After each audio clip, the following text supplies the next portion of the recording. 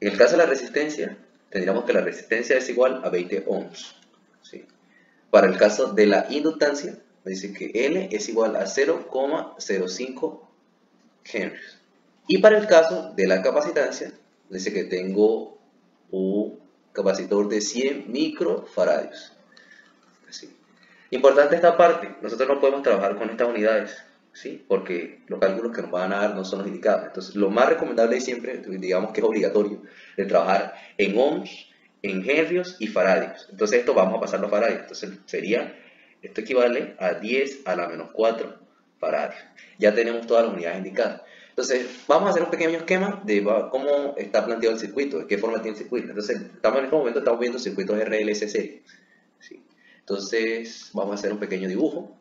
¿Qué tenemos en principio? Tenemos una fuente, más menos. ¿Sí? Esta fuente puede ser variable con respecto al tiempo. Vamos a llamarla EDT, porque vamos a trabajarla como una manera general para después solo simplemente reemplazar las fuentes y hacer los debidos procesos. Entonces nos queda una fuente que tiene una resistencia, ¿sí? Que tiene una bobina, ¿sí? Y por último, un capacitor. Es ahí donde deriva su nombre, RLC, resistencia, inductancia, bobina, perdón, y capacitor. ¿Sí? Cerramos. Algo muy importante en un circuito en serie, y es que la corriente en un circuito en serie es una sola, un circuito que está en serie, que es la que pasa por todos los elementos. A esa corriente le vamos a dar un nombre, la vamos a llamar IDT. Sí, esta es la corriente I en función de T. A esta parte de acá, a la resistencia, vamos a llamarla R, a la bobina la llamamos la L, y al caso del valor del capacitor, pues le llamamos C. ¿Sí? ¿Cómo podemos calcular nosotros la carga, tal cual como nos están pidiendo en el ejercicio, la carga en función del tiempo y la corriente en función del tiempo? Es, en primera instancia, relacionar esas cosas. Tengan en cuenta de que la carga, la corriente es la derivada de la carga, y la carga puede relacionar directamente con la tensión. ¿Sí? Entonces, algo aquí muy primordial, y es que en un lazo cerrado, la tensión de entrada, ¿sí?, debe ser igual a toda la tensión que está distribuida en cada uno de los elementos del circuito. O sea, esta tensión debe distribuirse en la resistencia, en la inductancia y lo mismo en el capacitor. ¿Sí? Entonces, ¿qué vamos a tener? Vamos a aplicar un LBK, que básicamente nos dice eso. ¿Sí? La tensión de entrada debe estar distribuida en todos los elementos de la malla. En este caso, pues la malla es una sola, entonces tendríamos que la tensión de entrada, vamos a ponerlo según el orden, la tensión de la resistencia más la tensión de la inductancia más la tensión del capacitor debe ser igual a la tensión de entrada, una fuente de T.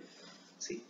Otra parte importante, ¿cómo yo sé la tensión de cada uno de los elementos? Lo que se vio en la teoría ya escrito en nuestro wiki, en nuestra wiki, ¿sí? Sería que el voltaje en la resistencia va a ser igual a la resistencia por la corriente.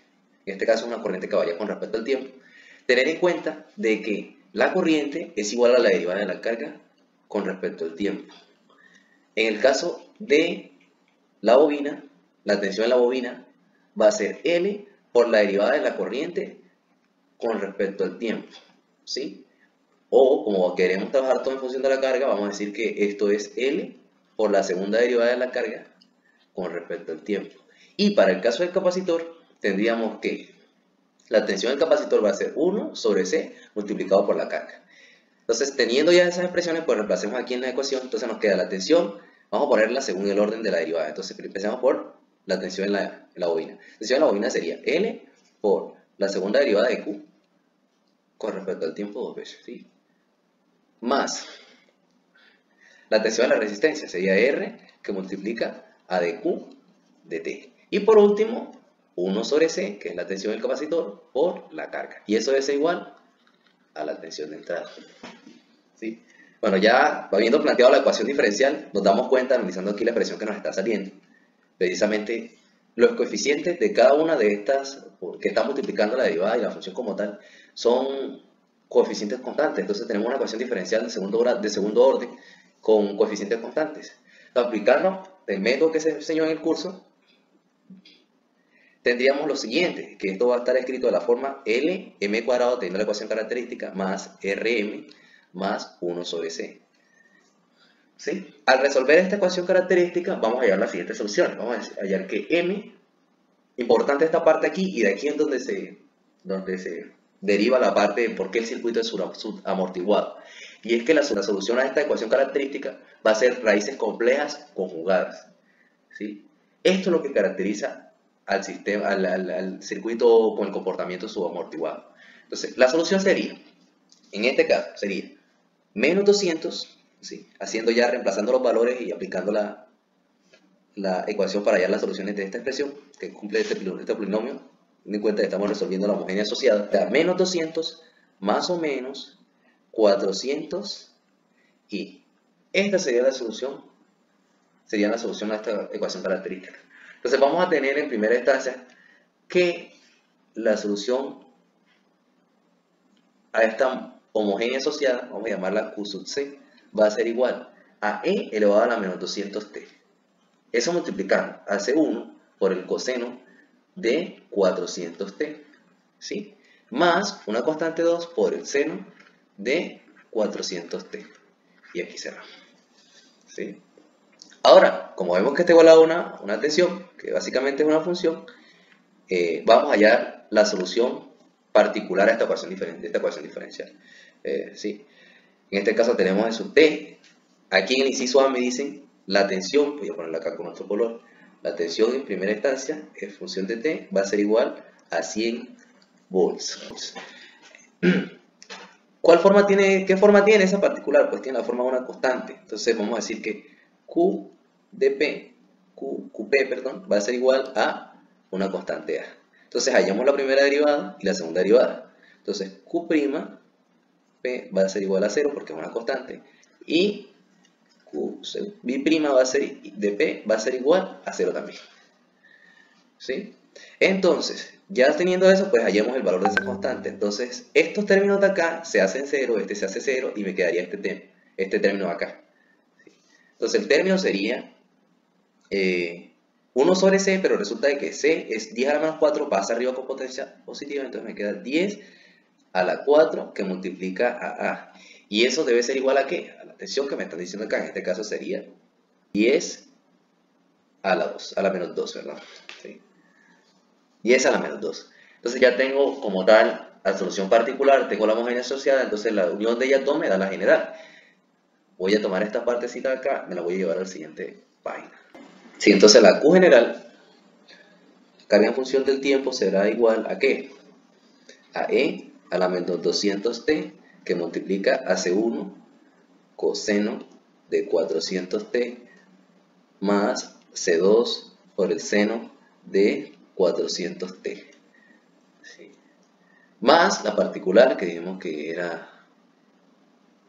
más 10 a la menos 2. ¿Sí? Y aquí extendida la solución general. Me están dando las siguientes condiciones. Me dicen para un tiempo t igual a 0. Para t igual a 0 me dicen que la carga en el tiempo 0 es igual a 0. Y que la corriente para un tiempo 0 igual a 0. Entonces vamos a hallar la segunda derivada de una vez para aplicarlo a las condiciones iniciales. Entonces vamos a decir lo siguiente. Entonces la carga, la primera derivada de la carga, que es la corriente, voy a escribirla una vez como y de t, va a ser igual a ¿qué? A menos 200, voy a derivar un producto, menos 200 que multiplica a e a la menos 200t. Eso multiplicado por la misma función tal cual como está ahí, coseno de 400t, más C2 por el seno de 400t. ¿Sí? Eso más la primera función sin derivar, e a la menos 200t, que multiplica a menos 400 derivada del coseno por C1, sería seno de 400t, eso más 400 C2 por el coseno de 400t, ¿sí? De 400t. 400t y aquí cerramos. Listo, entonces ya tenemos las expresiones. En este caso pues una constante acá, la agregar una constante de 0. Apliquemos las condiciones iniciales. Nos están diciendo que para las condiciones iniciales la carga es 0, ¿sí? En el tiempo 0, entonces se hace 1, entonces me queda esta parte de acá también se hace 1, se hace 0, perdón, entonces me queda C1 más 10 a la menos 2. Entonces, ¿qué vamos a tener? Que C1 va a ser igual a menos 10 a la menos 2. ¿Sí? Para el otro caso sería la corriente en el instante 0, entonces nos queda la siguiente forma. 0 igual. Esta parte de acá me queda menos 200, que multiplica ¿quién? Esto acá se hace 0, ¿cierto? Entonces me queda, esta parte de acá me queda que multiplica al C1. Más, esta parte de acá se hace 1, ¿sí? Esta parte de acá se hace 1, me queda menos 400, esta parte también se hace 0, solamente me sobraría esta, más 400 C2, ¿sí? ¿Qué conozco? Conozco esta parte de acá de C1, que ya la llamo, o sea, me queda 0 igual a menos, me queda 2 más 400 C2. De esto podría decir yo que C2 va a ser igual a menos 1 sobre 200, ¿sí? Menos 1 sobre 200. Entonces ya tengo como tal las dos constantes. Entonces vamos a escribir la solución general. En el caso de la carga, va a ser Q en función del tiempo igual a E a la menos 200t que multiplica a C1, pero C1 ¿quién es? Menos 10 a la menos 2 que multiplica al coseno de 400t, más la C2, la C2 es menos 1 sobre 100, o sea, menos 1 sobre 200, perdón, sobre 200 por el seno de 400t, ¿listo? Más 10 a la menos 2. 10 a la menos 2. Y ahí tendría la solución para la carga. Que la corriente en función del tiempo, va a ser igual a ¿qué?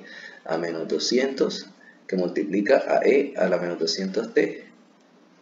Eso multiplicando a C1 que es menos 10 a la menos 2 que multiplica el coseno de 400t. Menos un 200 de seno de 400t. Más E a la menos 200t que multiplica a 4 seno de 400t, eso más 400 por la C2, pero resulta de que C2 es negativo, se me queda menos 2 veces coseno de 400t, ¿sí? Y esta sería la solución para la carga en función del tiempo. Traigamos la carga en función del tiempo.